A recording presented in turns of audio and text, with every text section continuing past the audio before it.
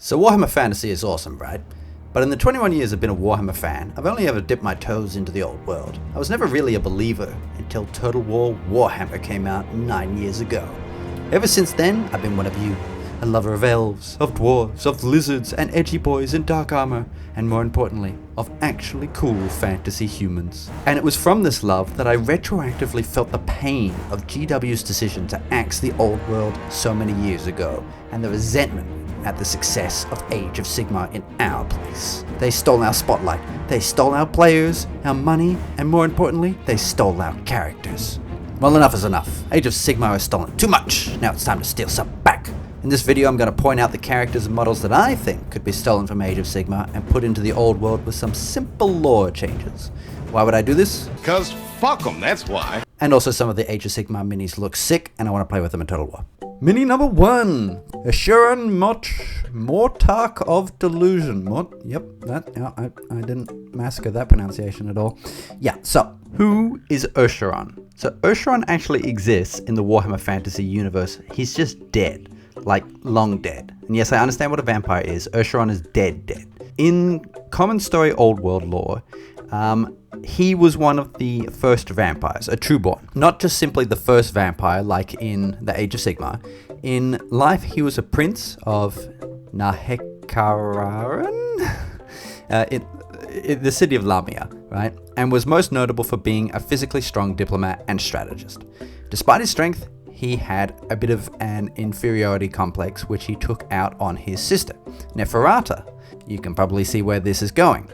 Well, after the whole Elixir of Life debacle, Ashuran was shunned by the other vampires and sought out a kingdom of his own, shepherding a fairly prosperous city called Strigos, and at some point in this adventure became the first Strigoi Ghoul King. This was all well and good until he let Neferata know about this city, whereupon she turned the inhabitants of the lands around it against Ashuran, culminating in his possible death at the hands of an orc shaman. I say like possible. The thing is, the Strigoi say that Ashuran have returned, though whether it is him or simply another Strigoi claiming to be him is unknown because the Strigoi are a little crazy at this point and can't really be trusted. Age of Sigmar's lore has some similarities, right, to the old world lore. Ashuran was once a prince of some kind in the Age of Sigmar lore with a family in the city of Lamia, though in the Age of Sigmar lore, he is not necessarily directly tied to Neferata. Instead of going down the whole Elixir of Life path, in the Age of Sigmar lore, he is cursed or goes mad with bloodlust after becoming a vampire and creates the flesh eater courts as his followers join him in feeding on rotting corpses and things like that. His madness is infectious and actually actively causes delusion around him, which manifests in his enemies turning upon one another as they suddenly perceive them as enemies, not allies. So why did I choose Ashuran, right? Why did I choose this model? A giant ghoul, right? Ghoul kings are big, right? They're big. They're bigger than humans. They're pretty scary and intimidating creatures. Ashuran is like a massive ghoul. He is a massive ghoul king. More than that, he is a ghoul king that is perverted version of a king. He looks like he believes that he is still a king of something real, of something tangible. The crown, bone, protruding from his head. Oh, it's so iconic looking. It's just so, it's striking. The giant bangles on his arm, I don't even know what they're made of. The armor on his arms, like he was clearly once quite a large individual, right? He was a big boy at some stage in his life. He was probably a towering and intimidating figure like Sigmar, and now he's just this decrepit husk of his former self who still believes he is something and someone, you know. He's got his scepter and his crown, and he's walking down from the steps. This model is just so intimidating and so awe-inspiring that you sort of, if he started giving you orders, if you saw him, you might just start listening to the guy. Like, you might actually believe that he's in charge just by his appearance and his physique. You believe that he is actually the king of this random speck of land that you've walked onto. He's just a really intimidating, really cool model. I love the cape. I love how people's skulls are sewn into the cape. I love how he's got like feathery, hair coming out of his back the same way ghouls do, and that sort of blended well into the cape. It's like you don't know if those hairs on the back of the cape are his hair or part of the cape itself. I love his scepter being made of like human rib cages and things like that, and how he cradles it. Just look at how he cradles the scepter. It's sort of like this giant mace, right? And he just cradles it like that, like it's precious to him. It's awesome. I love this model. It's an inspiring model. I really think it's really cool. And the way he's sort of pointing with his finger, he's sort of like asking you to come and kneel. It's just a really awe-inspiring model. So Urshron already exists in Warhammer Fantasy, so would we really be stealing him? Well, it's the model that I really want to steal here. Like, that's the part that really grips me. But I think we can also steal a little bit of his Age of Sigmar character lore too, but I'll get into that. First and foremost, could Urshron's model fit into Warhammer Fantasy? And there are two main boxes that Urshron needs to tick. Box number one, he needs to be cool. Everything in Warhammer has to be cool. This Urshron model is sick. He is beyond cool, and I've already explained that previously. He ticks that box, yes. Box number two, he needs to fit in with the lore. This is where it gets a little messy for two reasons, but I think we can explain both of those away. Reason number one, Urshron is dead. Yes, vampires can and have come back from death, but Urshron got like disintegrated by orc magic. He seems pretty dead. So how do we make this work? We sort of don't. Hear me out. The Strigoi are all so crazy that it is not only conceivable that an old and powerful one of them is just telling the others that they are Urshron, but if they are from Urshron's time, they may actually be old and powerful enough to imitate Urshron. Here comes the delusion part from Age of Sigmar. The delusion is that the Strigoi Ghoul King believes he is Urshron, and the extent of his belief is so great that it is infectious, just like Urshron's is in Age of Sigmar. And he can, in turn, command people who should not obey him to obey him and buy into his delusion. We could, of course, say that yes, Urshron is back, but I don't think that is half as interesting or flavorful for the Strigoi. And the second reason this Urshron model is a bit problematic is that in the old world lore, ghouls are less intelligent. They're sort of more mindless than in the Age of Sigmar lore. Even ghoul kings, who have a bit more of their sanity than ghouls, are properly crazy. They don't use weapons or tools or wear clothes like they do in Age of Sigmar. However, again, we play into the delusion here. This Strigoi believes they aren't just Urshron the Firstborn, but they are also the actual rightful heir of Lamia, and are dressing and acting the part, imitating the lords and nobles they have seen across their lifetime. They have molded bones into their skull like a crown. They wear a cape and jewelry and imitate the things that the wealthy do, and overall believe themselves to be the progenitor of the other Strigoi. This would explain why this new Urshron acts the way that they do. So could this model of Urshron fit into Warhammer Fantasy lore? I think so, yes. I think it could. With minimal changes, like just a little bit of explaining. I would also love to play with this guy in Total War. He's just got so much character. I love this model. Next, number 2, we have the Varangard. You think I would have pronounced this beforehand, like practiced or something. That way I didn't pronounce it incorrectly for the video, but I don't think there's a correct way to pronounce this. Varangard. Yep, it's cool, sweet, sick units. They're like special knights in the Ever-Chosen service. That's cool, that's fine, right? Like that's a cool enough premise. What I really care about is the fact that these are sick looking Chaos Knights. Like they're Chaos Super Knights on mutant horses. That is awesome. That immediately ticks box number 1. These guys are cool. These guys are very cool. They're like a rank above Chosen, right? And maybe even a rank above Aspiring Champions, right? Aspiring Champions on horses, really cool. A really cool idea, right? These are like super Aspiring Champions with their super mutated horses and things like that. I don't really have to explain a lore reason why that would be cool. I think that would just fit really easily into the Warhammer fantasy universe, right? We don't really have to make up too much to make this make sense. It doesn't have to make sense because it's chaos, right? It's chaos is a mess. There's no reason, there's no explaining behind the rampant mutant beasts that serve the powers of chaos, right? The ruinous powers of chaos. So fitting these guys in, not hard. Lore-wise, the Everchosen having special knights, pretty cool. Makes sense, right? They look really cool. They function, I would imagine they function like super knights, like just a squad of super knights effectively.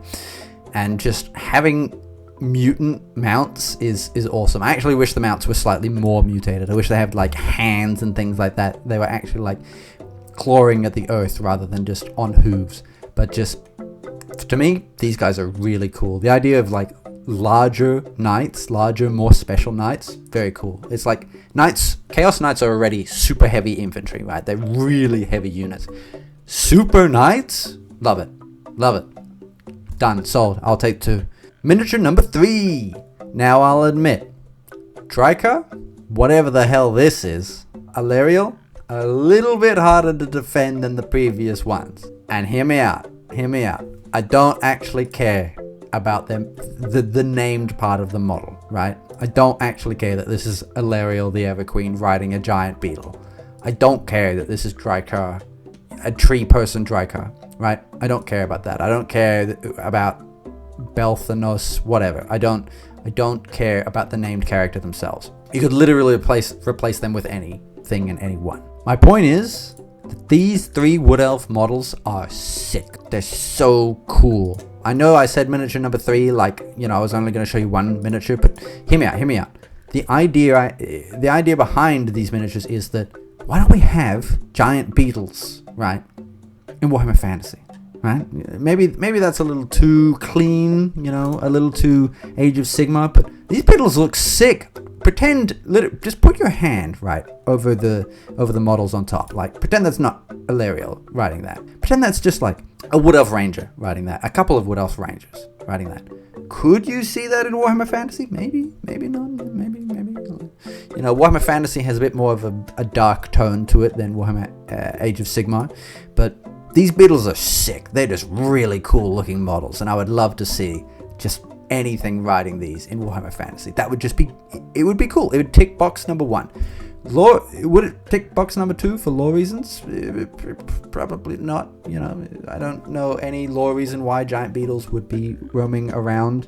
Another reason I really like the giant beetle, right, that could have elves or whatever riding it, is that it makes a good counterpart to the sort of overdone dragons in Warhammer Fantasy, in Warhammer the Old World. Like, almost every faction has a dragon, and all the elves have dragons, right? They've all got multiple different types of dragons, and it gets a little old, It's like the dragons aren't distinct enough on their own. It would be nice for the Wood Elves to have a slightly different mount, a slightly different flying beast that just separates them apart, that just gives them a little bit of a point of difference. The Emperor have griffins and things like that, and so did Bretonnia. And the Chaos Dwarves have the bull, the Minotaur, flying Minotaur creatures. It would just be a kind of a nice point of difference for the Wood Elves to have another flying mount other than a dragon. I do respect the dragons, but it's just an alternative, It's not necessarily... I'm not necessarily saying that they should do away with the dragons. I'm just saying it would be a nice alternative. In terms of Dryka, right, again, pretend it's not Dryka, right? But just cut this part out. Cut Dryka out. Put your hand over Dryka. Make the rest of that a tree ent. Make another named tree ent up from this, right? I'm stretching here. But my point is, I just really like this model. It's got fucking bees coming out of his arm and shit like that. That's a really cool concept. I guess the point I'm trying to get across is, imagine a tree man, with fucking killer bees coming out of its skin. That would be sick. That's a great weapon rather than like a giant sword or something like that. That's a great natural weapon. And I like that part of the model, and I want that part of the model in Warhammer Fantasy. That's it. That's my only point. Beetles and bees. That's what I'm trying to get out of these models. I think the beetles are really cool, and I think, with a little bit of tweaking, you can make them a little bit more dark. By having people ride giant beetles is sick. Like, no one expects a giant beetle, and no one expects bees coming out of your fucking arms. Model number 4. By now you've probably figured out that I like big things. I don't know if I figured that out before I made this video, but apparently I do. I like big things. So here we have the Mega Gargan, right? Hear me out. I know that there's no lore reason why there would be mega giants, right? There aren't, that many giants in Warhammer Fantasy. But there are hidden parts of the world in Warhammer Fantasy. There are parts of the world that aren't occupied by civilized races and things like that. Maybe there could be a lore reason for a mega giant. Do we need mega giants? Technically, no. Giants are still big and intimidating models. But also, mega giants are sick. Just a fucking great big model. Look how big this is. This is just a really big dude. That's sick, dude. I'm not saying that these guys should be their own faction like they are in Age of Sigmar, right? In Age of Sigmar, these guys are sort of their own faction, and the giants are their like little mini units. They're sort of like the Imperial Knights in Warhammer 40k. That's cool from an Age of Sigmar perspective. I respect it, and I actually quite like it from the Age of Sigmar perspective. It's another thing that actually gives Age of Sigmar a little bit of weight, which is not something I like admitting. But I don't necessarily want a race or a faction of giants in Warhammer Fantasy. That's not what I'm trying to say. That's not what I'm trying to argue for. What I'm trying to argue for is big giants are cool. Like, they're giants. Why not have a bigger giant? Like, do we really need a lore reason why there needs to be a bigger giant in Warhammer Fantasy, Warhammer the Old World? Just some giants got big. They lived a long time and ate fucking trolls or something like that, We can make up a lore reason for why something grows big. Maybe it's just close to the Norscan sort of chaos-owned part of the world, and so the powers of the winds of magic sort of started to warp it and things like that. I don't think that we really need to go to the lore page and evaluate why this should be a unit in the game. This is just cool. It's just a cool unit. It's sick. I like it. It's just cool. I have no real argument other than that. It ticks box number 1, and it ticks box number 1 twice. It doesn't tick box number 2 at all, but let's just pretend it does, because it's a fucking great big man with a stick, and that's cool. Okay, we talked about the models that I really like. However, I want to talk about some honorary mentions that don't necessarily make as much sense as the quote-unquote four models that I proposed. Model number 1, Grand Justice Gormain. I don't even care about this guy's lore, right? Because it doesn't fit. This guy does not tick box number 2 even remotely to fit in Warhammer Fantasy, right? He just doesn't. Ghouls in Warhammer Fantasy do not hold books. They do not use weapons. They do not wear clothes. However, hear me out. What about a court jester type character, right? A court jester type character. Keep the same name, Grand Justice Gormain. Some vampire count keeps him around, right? Dresses him up and has conditioned this ghoul to believe that he's in charge of deciding what happens to the vampire count's victims and captives. He's trained this ghoul to believe that this ghoul has authority in his court and can decide the fates of what happens to the captives. And he goes, what is your verdict, Mr. Gormain, or Grand Justice Gormain? And Gormain goes, his verdict is to be eaten again. And that's always the verdict. And everyone laughs. Grand Justice Gormain, what a funny guy. He just looks so silly. I can't provide an adequate reason for why I want this guy in the game, other than the fact that he just looks ridiculous. He just looks so ridiculous. He's just such an amusing character, and I just think he could breathe a little bit of life into the vampire counts. Such a strange character. He's wearing entrails as a hat, the same way the justices do in court. Like, it's just funny. I just like it. I just think it's neat. Next.